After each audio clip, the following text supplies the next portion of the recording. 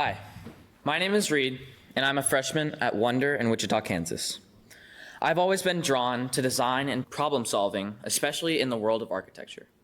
But before I found Acton, I was stuck in a system that didn't see that passion as a strength. Before I attended any Acton school, my teachers considered me as a problematic student. I was sent to the principal's office more times than I can count, not because I didn't care, but because I questioned things.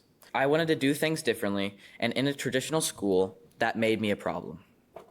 At Acton, that made me a leader.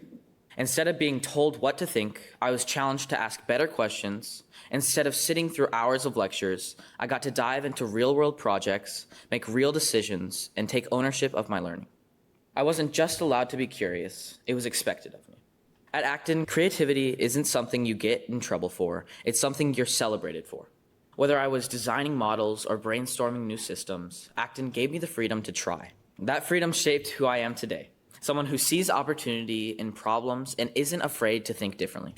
At public school, success meant following instructions. But at Acton, success meant discovering who I was and what I was capable of.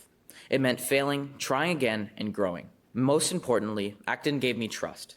Trust to lead, to explore, to take risks, and to guide others in their own journeys. That trust changed everything for me.